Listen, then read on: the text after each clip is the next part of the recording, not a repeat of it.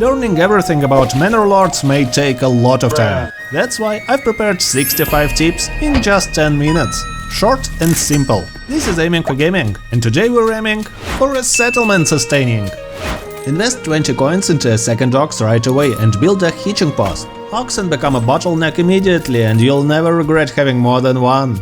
Granary and storage are key to a successful village. Not only do they prevent your food from decaying, but they also utilize carts which transport 10 goods at once, while a single person can transport only one, which is 10 times slower.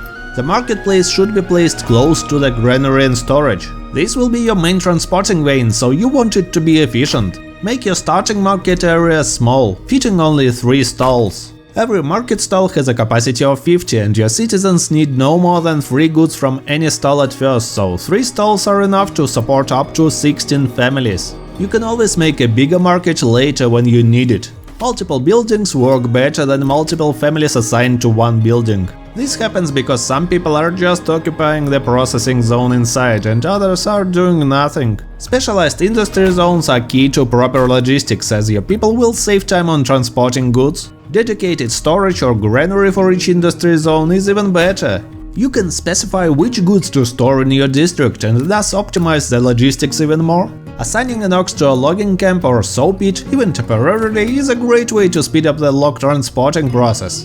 Do not rush unnecessary production. Level 1 Burgage plots will be satisfied with just 1 hunting cabin producing hides and meat, 1 tannery producing leather and 1 forager's hut producing berries. It's enough to upgrade plots to level 2. Marketplace magically teleports food to Burgage plots, so there is no need to place plots near the market. Plan out your village as you like. Nevertheless, there is one restriction with Burgage plot supply. Houses get market supply starting from the nearest ones, so you should always expand away from the market, or your new houses will take the goods instead of the ones that have families inside. Reassign families between your buildings. If you need more farmers right now, unassign some families from woodcutting or whatever you need the least at the moment. Always plan out your Burgage plots in a way that they will have extension slots or additional family extension. These extensions are not that big to ignore them. You can also rotate Burgage plots to get different building distribution. Burgage plots number or building distribution can be tweaked with plus and minus keys.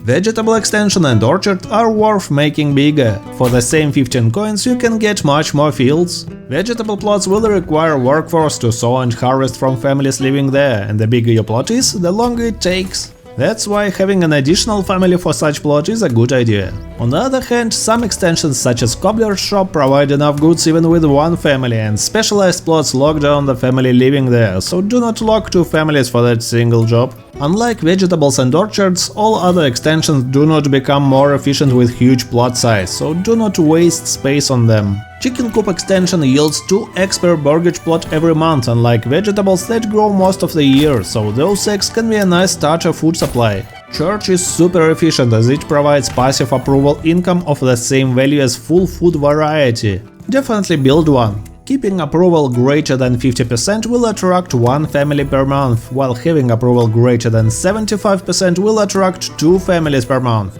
Always keep extra Burgage plots ready for new families to move in. Do not waste a month of population growth. Trading post will push your village to prosperity. Just try placing it on the main King's Road and near the trading border if possible. Selling spears and shields you get from quest after building 5 Burgage plots and a storage is an alternative way to get a lot of regional wealth pretty fast. After that, you can build a manor, raise taxes and hire mercenaries, which are usually stronger. Bows are cheap to make and pretty expensive, so you can ramp up your economics by selling them. Shoes are another decent source of income. Your villagers definitely don't need that many shoes anyway.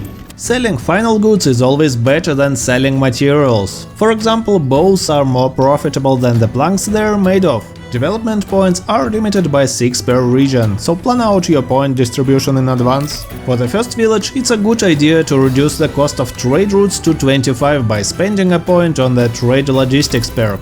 The most powerful perk in the whole tree is better deals, because it removes taxes for imports completely. With this perk, you'll be buying goods at the same price as you're selling them, which is insane. By the way, if you're enjoying the video so far, lending your precious like would be my best reward. The heavy plow perk is a great way to speed up the farming process. However, keep in mind that the plow locks the field, so your other people should have other fields to work with or they will do nothing. Heavy plow is efficient with long, thick, rectangle-shaped fields. For some reason, the plow is moving from the outside to the middle, which is very slow with square fields. Several smaller fields are better than one big field. You will sow and harvest them faster, so in general the yields will be bigger. Rotating crops is important. If you won't do so, you'll lose the soil fertility. Unlocking the fertilization perk and building pastures on top of your fields will restore soil fertility much faster. That's a great perk for farming villages. Multiplying sheep with sheepbreeding perk is a great way to supply your citizens with wool. Deep mining perk will make your rich deposits infinite. That's especially efficient when you're concentrating on tools or melee weapon production. Charcoal is twice as efficient as firewood. Unlock this perk for industrial or heavily populated cities. Rushing tier 3 Burgage plots is not worth it. They are high demanding and give not that much in return, just one more coin per family. Double Burgage plots will suit 4 families when upgraded to tier 3. Keep this in mind when planning this plot specialization. Hold that up key to quickly check supply and demand in your city. Expanding to other regions is worth it. You'll get a bunch of resources, 5 families and a city with its own perk tree. Bandit camps are literally free money and influence. Defeating an enemy unit will give you influence, and destroying the camp itself will give you money.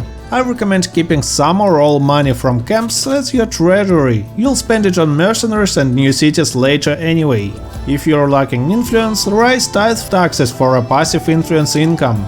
Building a church in any region will give you some influence. That's definitely worth doing. Archers will not shoot enemies if there's your other unit in between, and sometimes you have no option to place them efficiently. In that case, simply toggle on friendly fire and they will shoot from any position, which is deadly. Retinue upgrade is awesome. They are strong enough to deal with multiple units and become your main go-to squad against bandits. All you need is some treasury. Families recover from militia deaths pretty quickly, so you're only losing equipment. Manpower will be replenished in a couple of days. Your territory grants a bonus in battles. Use this to your advantage when defending from enemies. Spearmen can reflect initial damage if you toggle on defensive formation. During big battles, split your army to lure some of the enemy units to get a tactical advantage elsewhere. If you want to pursue archers efficiently, toggle on sprinting. They will have almost zero chances to escape that way. Toggle off run to positions to let your army maintain their maximum power. Running makes them much less efficient in battle. The better the level of the Burgage plot is, the better the armor its inhabitants can wear. The best armor is available only if the army consists of tier 3 Burgage plots militia. There is a limit of 6 militia per region, so you must either rely on mercenaries or invest in the best armor and weapons. You have the same pool of mercenaries as your competitor, but unlike you, he doesn't disband them and eventually grows his army in strength. So either battle him before it's too late or hire and keep your own mercenaries. Disband your mercenaries before the next payment if you don't need them. This will save you a lot of money in your precious treasury. For example, a perfect time to disband your mercenaries is right after defeating your opponent in a major battle. After a battle on your territory, you must get rid of dead bodies. Build a corpse pit and temporarily assign workers to do the job. If the enemy claims a territory, you can fight him and get it for free. Sometimes your people are getting sick. Build a forager's hut extension to grow and collect herbs to mitigate that. At some point, your forest will be deforested. Build a forester's hut to grow it back fast and keep the wood production going infinitely. Restricting the working area will help you out with that. You can increase the area size by holding the control key and scrolling the mouse wheel. Upgrading granaries and storages will make them 5 and 10 times bigger respectively. It's very well worth it. I hope with this guide you have achieved what you were aiming for today. For more guides, simply visit my channel and consider subscribing. It's that easy. Thank you all for watching and see you next time.